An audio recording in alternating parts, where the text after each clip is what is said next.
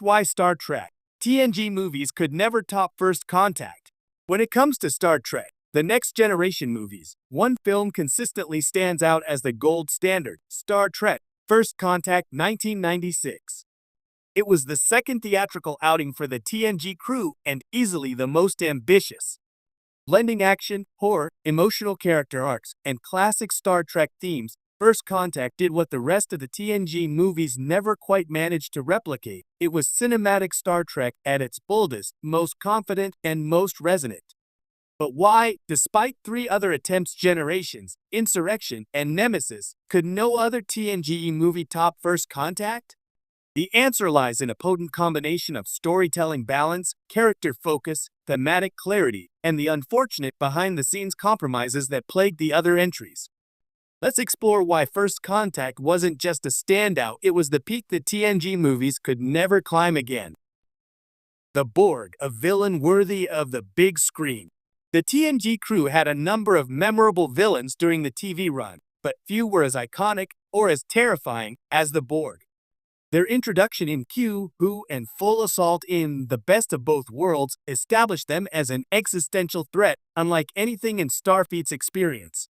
So when it came time to pick a cinematic adversary that could match the scale and stakes of a blockbuster film, the Borg were the perfect choice. First Contact elevated the Borg in every way: the chilling atmosphere aboard the assimilated Enterprise E, the haunting transformation of crew members, and of course, the introduction of the Borg Queen, who added a sinister intelligence and seductive menace to the collective's cold efficiency. This villain wasn't just powerful, they were personal. For Jean-Luc Picard, still haunted by his time as Locutus, this was a battle not just for the future of humanity, but for his own soul. None of the other TNG films had a villain this compelling. Generations gave us the forgettable Saran. Insurrection offered the forgettable Ruafo. And Nemesis tried to go personal with Shinzen, Picard's clone, but it felt forced and shallow. Only First Contact had a villain who was both mythic in scale and deeply tied to the lead character's emotional journey. Jean-Luc Picard's Dark Night of the Soul. One of the most powerful things First Contact did was take the usually calm, composed Jean-Luc Picard and show us his rage, his trauma, his desire for vengeance. This wasn't the Captain Picard of the TV series, always diplomatic and level-headed. This was a man teetering on the edge of obsession, hell-bent on destroying the Borg, even if it meant sacrificing his crew or his principles. The Moby Dick parallels were overt, and Patrick Stewart embraced them fully, delivering some of his most intense and layered acting in the entire franchise. The result was a character arc that felt cinematic. This wasn't just another episode. This was Picard evolving, grappling with the darkness inside himself, and ultimately overcoming it. While other films tried to give Picard personal stakes, Nemesis with Shinzen, Generations with his dead nephew, none felt as authentic, as earned, or as raw as his journey in First Contact. Action and horror that still felt like Star Trek. One of the greatest tricks First Contact pulled off was delivering blockbuster thrills without losing the soul of Star Trek. The movie had intense phaser shootouts, EVA battles on the hull of the Enterprise, and a relentless sense of dread aboard a ship slowly being consumed by the Borg. And yet, it never turned into mindless action. It was sci-fi horror with purpose. Every action scene served the story, the characters, or the theme. When Data resisted the Borg Queen's temptations, it was thrilling and philosophical. When Worf told Picard, "If you were any other man, I would kill you where you stand," it was the culmination of intense moral disagreement. Even the spacewalk sequence, which could have been purely spectacle, was loaded with tension and stakes. Compare that to the other TNG films. Insurrection tried to be an action comedy with a moral fable, but it lacked urgency. Nemesis tried to be a grimdark action epic, but drowned in cliches and uninspired set pieces. Generations. Well, Generations had an exploding star and a weird energy ribbon. A strong thematic core. The future is worth fighting for.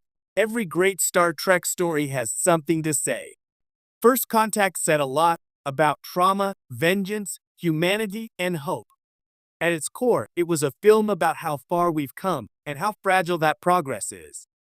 The setting, Earth just before first contact with Vulcans, was genius.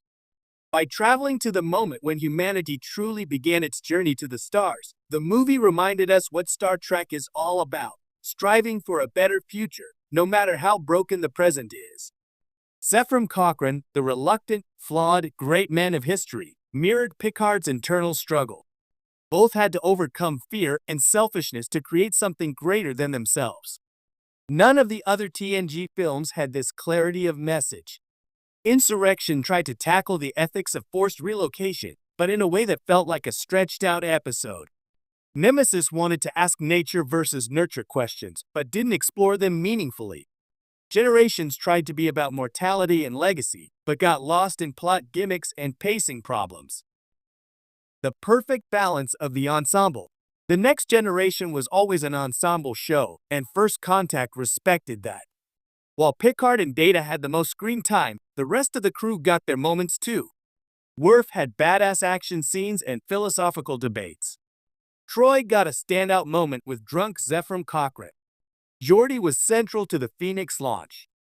Even Crusher had meaningful scenes managing the medical chaos aboard the ship. Later movies struggled to balance the ensemble. Nemesis felt like a Picard and Data farewell tour, with everyone else as afterthoughts.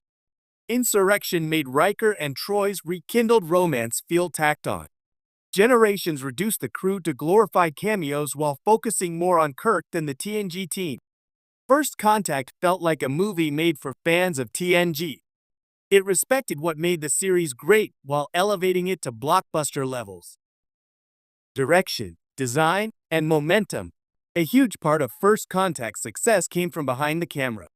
Jonathan Frakes, who played Riker, directed the film and brought an energy and polish that rivaled the best in the franchise. The pace never lagged. The visuals were striking. The sets, from the sleek Enterprise E to the industrial grid of Cochrane's Montana compound, were memorable and immersive. The new Enterprise felt like a real upgrade, not just a cosmetic redesign, but a symbol of the new cinematic era. The music by Jerry Goldsmith was sweeping, dramatic, and instantly iconic. Even the costume design, with its dark-shouldered Starfleet uniforms, would go on to influence later shows like Deep Space Nine and Voyager. None of the other TNG. Huge part of First Contact's success came from behind the camera. Jonathan Frakes, who played Riker, directed the film and brought an energy and polish that rivaled the best in the franchise. The pace never lagged. The visuals were striking. The sets, from the sleek Enterprise E to the industrial grid of Cochrane's Montana compound, were memorable and immersive. The new Enterprise felt like a real upgrade, not just a cosmetic redesign, but a symbol of the new cinematic era.